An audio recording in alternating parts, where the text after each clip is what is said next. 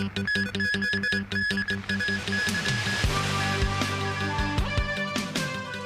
court rules that Jimmy Lai has a case to answer in his national security trial. The death toll from Typhoon Gami in Taiwan rises to 4.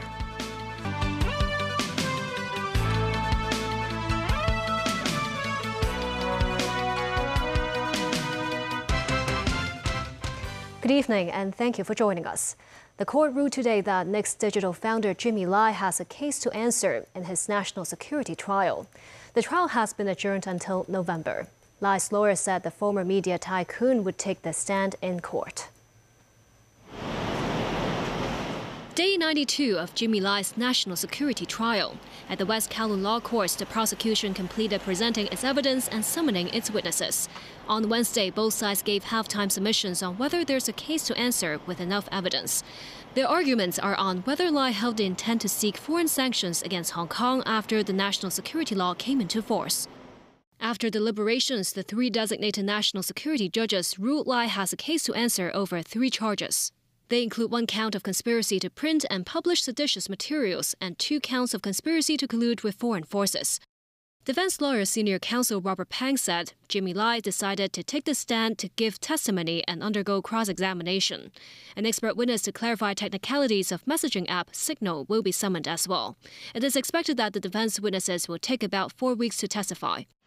The case has been adjourned until November 20th, 11 months after Lai's trial began, as the designated judges have been scheduled to handle other cases. Also facing charges in the same case are 3 affiliated companies of Apple Daily, which pleaded not guilty. The legal representative said they won't summon witnesses. Only relevant documents will be presented in the trial. Gami, now reclassified as a typhoon, has left at least 4 dead and 279 injured, and a trail of destruction in Taiwan after making landfall in the island's Yilan County early today. A Tanzanian-flagged cargo ship sank off Taiwan's southern coast. At least 9 sailors are missing. Gami is expected to reach Fujian on the mainland this evening. Gami made landfall as a super typhoon on the eastern coast of Taiwan, a direct hit at Yilan County which saw floodwater of 1.5 meters deep. Trapped residents were rescued with dinghies. After daybreak, the extent of the floods in low-lying areas even clearer. While Gami was moving away from Taiwan, many areas, including the southern city of Kaohsiung, were still pounded by the blustery weather in the morning. The hourly rainfall topped 100 millimeters. The rainstorm slashed the downtown district. At an open-air car park, most motorbikes were half submerged. While schools and offices were closed for the entire day, traffic in this industrial district remained busy. Some pedestrians had to wade through calf-deep floodwater. Local authorities evacuated residents in affected neighborhoods. Chiayi County in central southern Taiwan was also battered by relentless gusts and rain. Storm surges inundated multiple villages, with residents awaiting rescue at home. In nearby Changhua County, part of the river embankment was breached with water gushing in. Neighborhoods flood-stricken. Rescue workers tried to extricate entrapped residents. Amid the rainstorms, multiple vessels were stranded in waters off Taiwan. A Tanzanian-flagged cargo ship reportedly sank off Taiwan's southern coast. Rescue workers are searching for 9 missing Burmese sailors. Another Indonesian-flagged cargo ship was stranded off Pingtung. All 20 crew members are safe. Despite the devastation, the heavy rain has helped replenish major reservoirs across Taiwan, with water levels rising to more than 80% of capacity. Meanwhile, on the mainland, winds are picking up in Fujian province. Strict protection around coastal areas as well. Fujian and Zhejiang have upgraded their storm alerts. More than 150,000 Fujian residents are being evacuated. Around 100 flights have been cancelled, with railway services suspended. Typhoon Gami will maintain a distance of more than 500 kilometers from Hong Kong. The observatory said the chances of issuing a tropical cyclone warning signal are low, but the strong monsoon signal is now in force. The weather remained hot during the day. Temperatures in many districts were 34 degrees Celsius or above in the afternoon. Authorities said the hot weather was caused by the outer subsiding air of Typhoon Gami.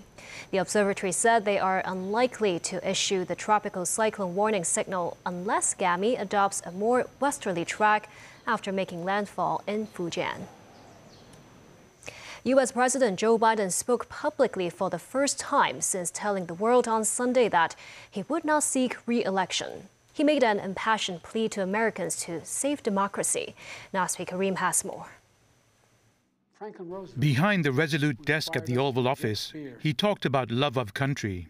I revere this office, but I love my country more. And how democracy is more important than any president. But in the defense of democracy, which is at stake, I think it's more important than any title. As supporters played music outside the White House, inside Biden didn't truly open up on why he really quit the race, with many from his party and polls indicating he would have lost to Donald Trump in the November election and taken many fellow Democrats down with him.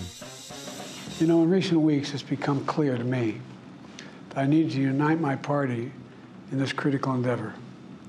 I believe my record as president, my leadership in the world, my vision for America's future, all merited a second term. But nothing can come in the way of saving our democracy. That includes personal ambition. So I've decided the best way forward is to pass the torch to a new generation. That's the best way to unite our nation. Biden had been under pressure to step aside as a Democratic nominee after his faltering performance against Trump in the June 27 debate. He finally relented on Sunday, endorsing Vice President Kamala Harris as his replacement on the Democratic ticket. His supporters waited solemnly outside the White House, some tearing up while watching his 10-minute address, during which he did not mention Trump by name. Biden vowed to keep working hard until he ends more than half a century of political life on January 20th, 2025. My fellow Americans, it's been the privilege of my life to serve this nation for over 50 years.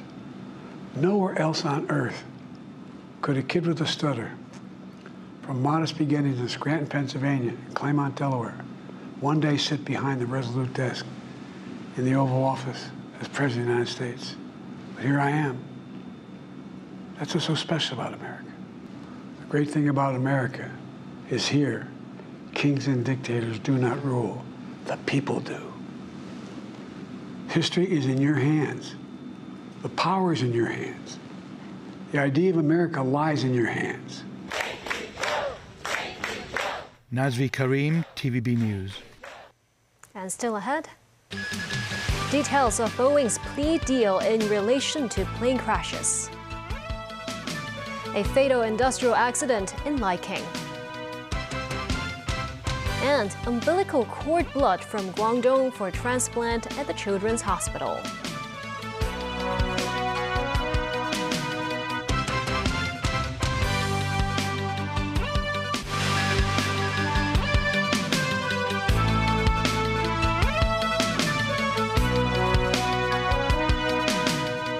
Welcome back. Boeing on Wednesday finalized a guilty plea deal with the U.S. Justice Department. The company faced a fraud charge for misleading regulators on the 737 MAX jetliner before two of the planes crashed. It will pay a fine while also investing millions of dollars to boost safety and quality programs. Danny Zhou reports. The U.S. Justice Department said Boeing had conspired to make false representations of the key software feature of the 737 MAX jetliner and misled the Federal Aviation Administration before it certified the plane for flight. This was tied to the fatal 737 MAX jet crashes in 2018 in Indonesia and 2019 in Ethiopia, which killed 346 people in total. Because of Boeing's alleged deception, FAA had incomplete and inaccurate information about the plane's new flight control software system, which was called MCAS, and how much training pilots would need for it. Boeing avoided prosecution in 2021 by reaching a $2.5 billion settlement with the Justice Department and promised to detect and prevent violations of anti-fraud laws. However, in January this year, a door panel blew out midair on the 737 MAX during an Alaska Airlines flight, leading to new scrutiny of Boeing's safety. In May, federal investigators accused Boeing of breaching the 2021 deferred prosecution agreement for failing to make necessary changes to its production policies. Boeing pleaded guilty and agreed to pay a fine of at least $243 million. It will invest at least $455 million over the next 3 years in its compliance, quality and safety programs, while vowing to continue to work transparently with regulators. Families of the crash victims had objected to the deal, arguing that it unfairly makes concessions to Boeing. Many of them demanded a full trial, a harsher penalty, and wanted current and former Boeing executives to be charged. Under the terms of the plea deal, Boeing's board of directors will be required to meet with the families within 4 months of sentencing. Jenny Zhou, TVB News. A dump truck driver was killed in an industrial accident in Lai King today. The man was caught between the dump truck and a dredging machine at a construction site. The police received a report at around 10 a.m. that a man was working beside a dump truck when the dredging machine nearby suddenly started revolving, trapping his head in between the truck and the dredger. The 42-year-old was confirmed dead on site by paramedics. Foundation works for a private housing project were being carried out at the construction site at the time of the tragedy. High-end car company BMW Hong Kong said about 14,000 customer records have been affected by a recent cybersecurity incident. The company said they reported it to police and the Office of the Privacy Commissioner for Private Data. In a statement released on its website, BMW said the affected personal information of customers include names, mobile numbers, and SMS opt-out preferences. The company said an external cybersecurity expert will look into the incident. A 5-year-old girl will receive an umbilical blood transplant at the Hong Kong Children's Hospital in October, after her younger brother's cord blood was delivered from Guangdong province. The girl suffers from severe thalassemia. This is the second cord blood delivery from the mainland to the city since 2018. Mimo Sengai reports. The 5-year-old girl was diagnosed with severe thalassemia soon after she was born and has been receiving blood transfusions since she was 4 months old. She now receives a transfusion once a month. The girl's mother said her daughter had noticed she was different from other children. Unlike other kids, she visits the hospital regularly. In June, the cord blood bank in Guangdong province received a call from the patient's parents saying their daughter needed the cord blood of her younger brother. It was stored in the bank after he was born. The bank then set up a help team and contacted the Hong Kong Children's Hospital. On July 12, the cord blood bank submitted documents for delivering the cord blood to the General Administration of Customs. They obtained approval documents on the 18th. At 8 a.m. this morning, the cord blood arrived in Hong Kong. Doctors from the Hong Kong Children's Hospital said an umbilical cord blood transplant can cure severe thalassemia. This means no more blood transfusions for the girl if the operation is a success. We noted that actually the patient's younger brother has cord blood stored in this cord blood bank in mainland China. We have proceeded to type the brother's white blood cells to see whether to match with the patient. And we found that it is really matched. We make sure that the quality and the results of testing of the cord blood match our standard. The hospital said 10 other children are currently waiting to undergo an umbilical cord blood transplant. News 9, TVB News. Bipolar disorder is a mental health condition which causes extreme mood swings that include emotional highs and lows. The Chinese University of Hong Kong's Faculty of Medicine carried out studies on bipolar disorder in the Greater Bay Area. The studies found children of parents suffering from bipolar disorder are prone to developing it as well. They have a higher risk of circadian dysfunction or irregular sleeping patterns. Helen Chen reports. Bipolar disorder is a severe mental disorder that consistently ranks in the top 10 leading causes of medical disability globally. Its heritability may reach over 80%. The Chinese University of Hong Kong led a study on the children of parents with bipolar disorder. The research found they have a 4-fold higher risk of circadian dysfunction than their counterparts from a control group whose parents did not suffer from bipolar disorder. The illness itself will affect not only the patient, also the whole family. Hospitalization, affect the work, and affect the children. So it's more than gene. It's a gene plus environment.